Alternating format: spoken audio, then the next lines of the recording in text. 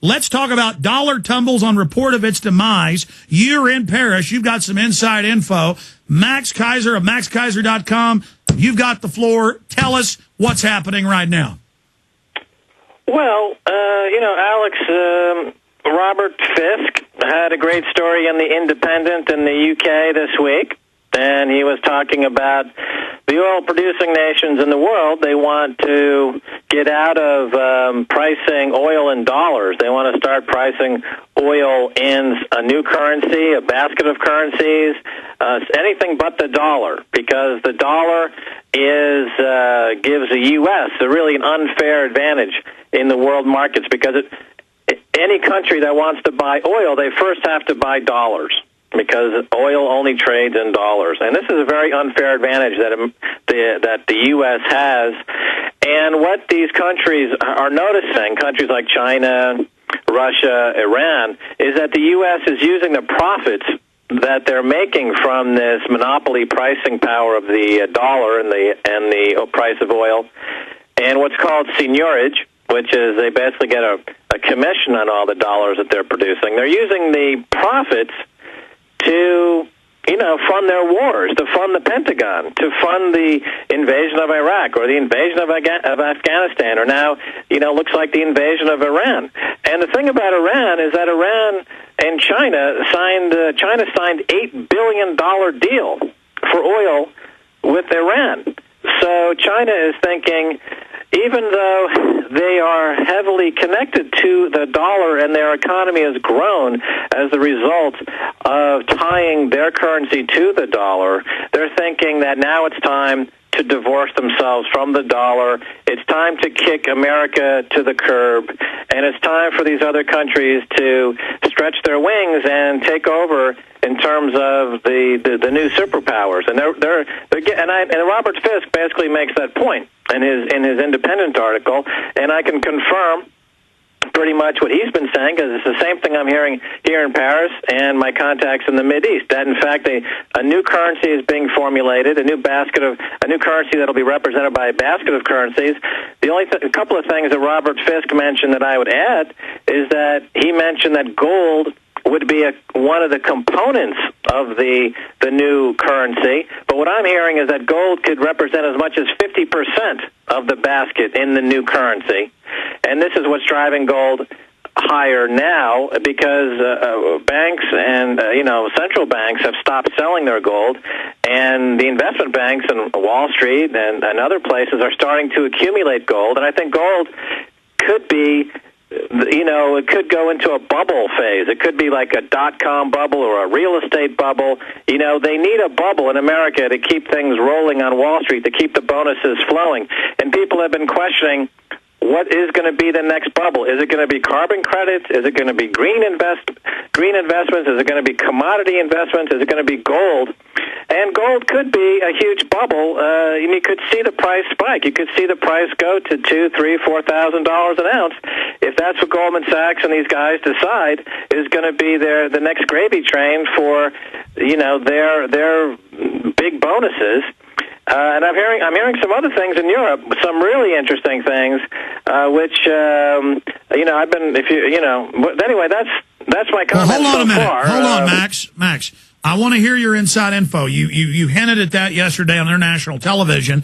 I'd like you to, because I know you don't make stuff up, give us entree into your inside info. We'd really appreciate it. All those investors and people out there that want to know what's happening, because you are there in that major crossroads of Paris.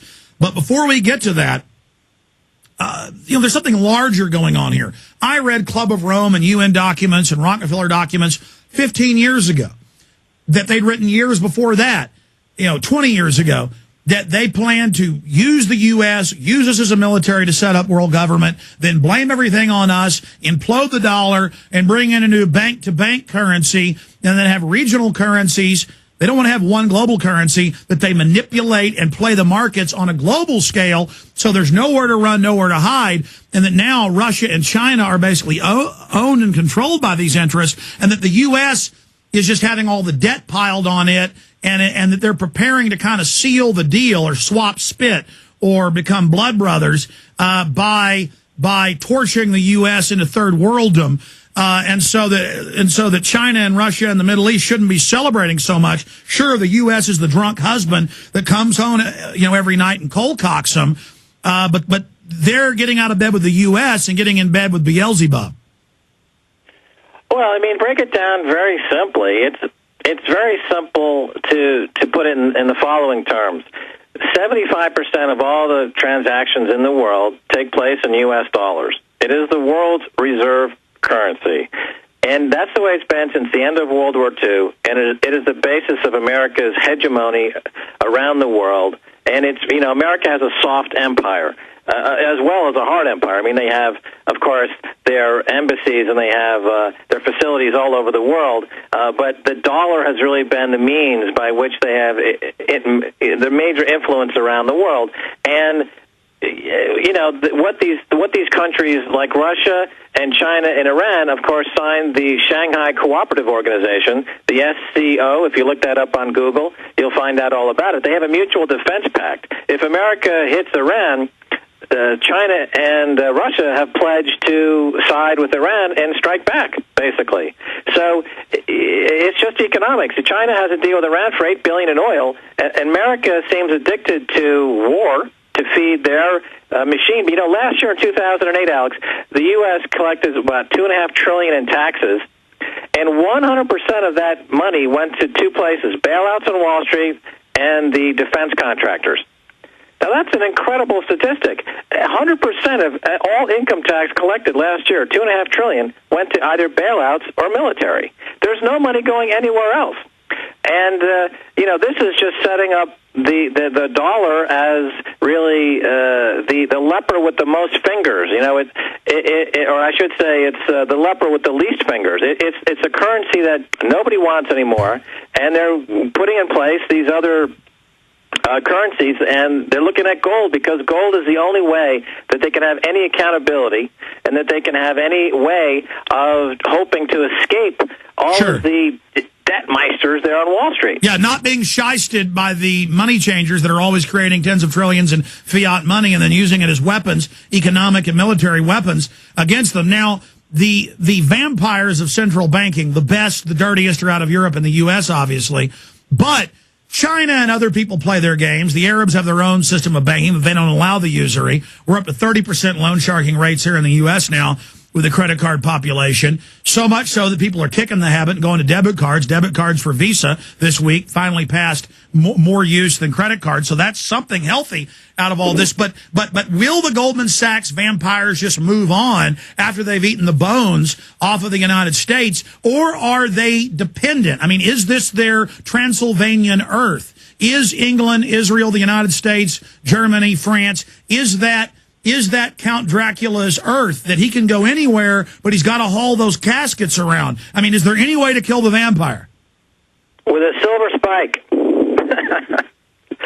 A spike made of silver. In other words, the thing that Goldman Sachs and these guys on Wall Street hate is gold and silver, because it's the opposite of a fiat money system.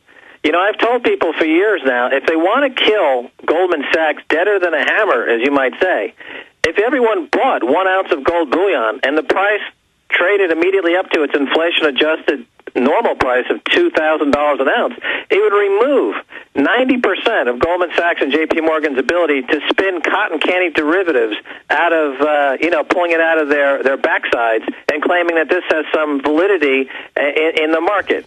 And that's why they just hate gold, and that's why they've done everything since Milton Friedman and Alan Greenspan and Ben Bernanke and Tim Geithner. All their rhetoric, all their white papers, all their doctoral dissertations have all been about the greatness of fiat currency and fractional reserve banking and why gold is dead. Now, what's happening? Now, let me get into this. What's happening is that these countries that are gold, that are petroleum exporters, are saying enough is enough. We don't care what the risks are at this point, because we're sick of America's wars. We're sick of all the market manipulation. We're sick of Goldman Sachs manipulating the COMEX and the NYMEX. We're just going to introduce our own basket, our own currency. We're going to put gold in there. It'll be the first gold-backed security currency since 1971, when the U.S. dollar still had some tenuous connection to gold, but there really hasn't been a gold-backed. But Max, the last time they did that, the globalists blew the hell out of Iraq, saying they had WMDs. Now the Arabs are getting ready to do it again, and notice they found secret reactors that the Easter Bunny laid. Well, yeah, of course. You know, Iraq said that they wanted to start trading oil in euros, and the next thing you know was shock and awe. And then Iran started saying, we want to trade our oil in euros, and suddenly, you know, the game was moved over to Iran.